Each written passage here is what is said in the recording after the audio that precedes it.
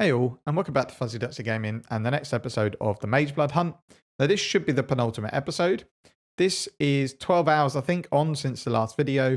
The reason it's so long is that I have spent a lot of time selling and sorting my inventory out.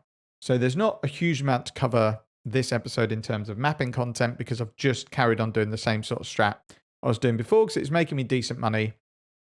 And overall, it got me lots of stuff that I could either sell or would be useful for a future strategy.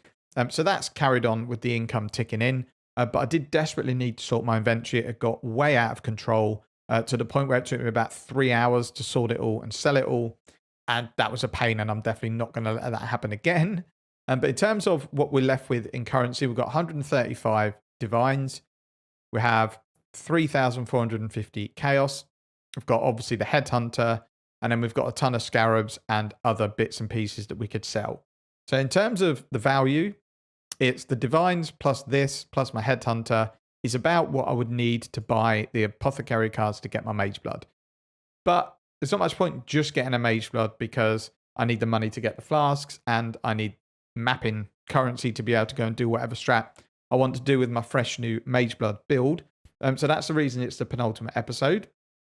Is I realistically think I need another 20 to 30 divines on top of the Mageblood to get my flask sorted out and make sure I've got the supplies I need to do whatever mapping strategy I want to do. So outside of doing the strategy I did last episode, I've been doing a few things in the hideout just to try and make some income because I mentioned that the constant clicking from these delirium maps, harbingers, Legion actually caused me to have massive pains in my hand to the point where I couldn't really play the game. So I thought I'd just do some hideout warrioring. So let's go through some of the things I've been doing to make currency. So the first thing I wanted to do was have a look at stuff that I hadn't been counting in Excellence Next to see if there was a nice easy win to get some currency. So the first thing that I was just putting straight into a locker that wasn't being tallied were contracts. So I went in, had a look at all my deception contracts. I think I had about 50, sold them for 2 divines. And then I went in and I've got a few unusual gem blueprints. Some of them 4 rooms. I actually decided to run a few of these just to see if I could make some currency.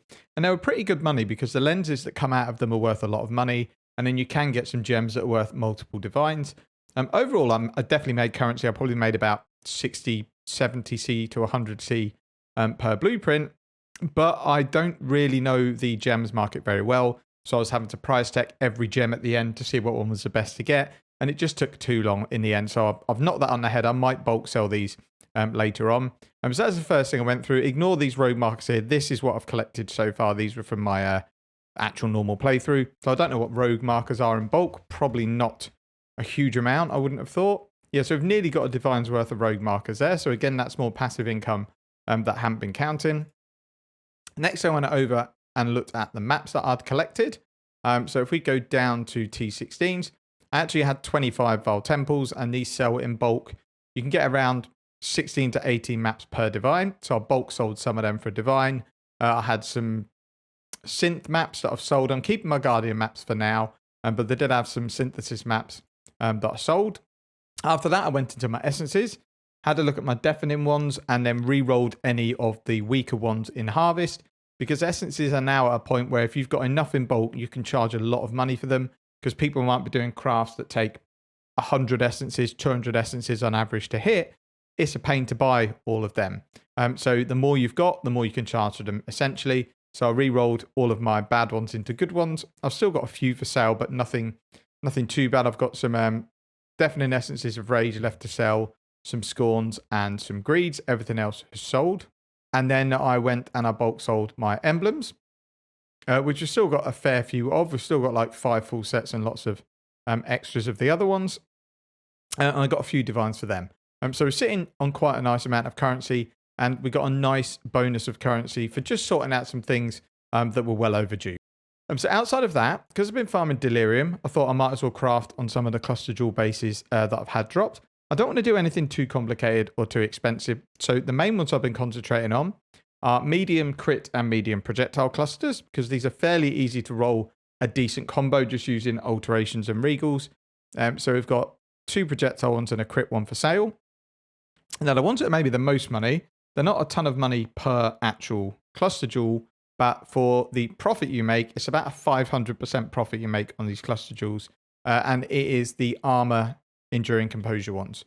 So 2 passive armor cluster jewels. I'm pretty sure the base are like 1C. These sell for about 40 to 60 chaos, depending on the other rolls you get on it. And as you can see here, it costs you about 7 chaos to roll them. So every time one of these drops, I'm spending 7 chaos to roll the base, and then I'm selling it for 40 to 60 chaos. And these sell really, really quickly. I also decided to do some crafting, which I have made money, but not a huge amount. I basically just crafted some items that were explained in my build guide. So I've done some quiver, some boots, and I did some rings. The boots and the rings have all sold. The quivers are struggling, and these are probably almost getting towards cost now. If I drop them another divine, it's going to be what I paid to craft.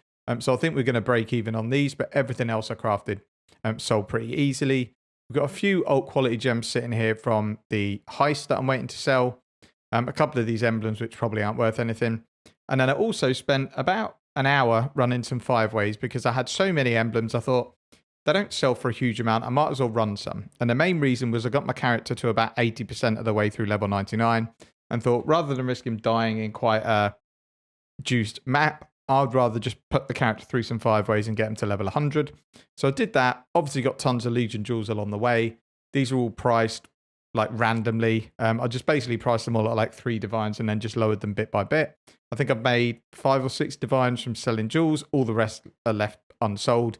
I'm not going to lower anymore because I'm really not fussed about doing trades for like 50C. But overall, I just did it to get some levels up. I had loads of incubators to use as well. So again, I've got some more passive income. And I do think incubators is where the sudden boost in my profit has come from, where I've gone from like 3.5 to 4 divines an hour to 4.5 to 5. These make a massive difference. I'm not running all of them. As I said in my previous guides, the only ones I'm using are Ornate, which are currency, and we've still got quite a few of these sitting around. Diviners, which is my first choice, so we won't have many of these, got 5 left. And honestly, that's probably it. I just want to do the ones where it doesn't take many kills to proc, and then you're basically getting drops every 2 maps. So if you're full of diviners, you're getting like 20 to 50 div cards or stack decks every time these proc. And as I say, they're going bulk for about 80 for 1 divine. So you can make an absolute ton of currency from these. And I have managed to sell some as well, like the skittering ones I've sold for a chaos each. Everything else I've kind of just left. I've blocked a lot of them on my filter. If you picked up everything, you would have stash tabs full of these, and a lot of them are worthless. I had a Harbinger memory drop, so I ran that, got as much quant as I could on the map, put some 2 deli orbs on each map, see if we can get some decent drops. We didn't overall. I think I got 3 fracturing shards, and then, yeah, some ancient orbs. So I made money, but nothing crazy, probably not much per hour or per map. But we've got some fracturing shards that are nice and easy to liquidate. Not the most exciting episode in the world, but it's just to show you the reality of farming for a Mageblood. You can't just dump into tons and tons of stash tabs, get 300 divines worth of gear on Excellence Next, and buy your Mageblood. You have to manage your stash tabs, you have to sort, you have to sell, and it all takes quite a lot of time. Which is why I always say, if you're looking at a farming strategy, don't ignore how much it is per map or per hour, but look at what you have to sell at the end of it. Which is why I really like my current strategy, because it's basically Legion emblems, which sell in bulk. Incubators just give me either stack decks or currency. I get Harvest Juice, which sells in divines, and then Fracturing Shards and Ancient Orbs, which again sell in divines. So everything just liquidates super easy, and I don't have to worry about selling things in bits and bobs or waiting for ages to get a big stack. I could just sell everything at the end of my session and I'm good to go for the next one. That's it for this episode. I say we have technically, if I sold everything, got enough to buy a Mageblood, but I want to make sure I've got the currency to get some flasks to go along with it, which will be the last episode. Thank you very much for watching. Take care and see you in the next one.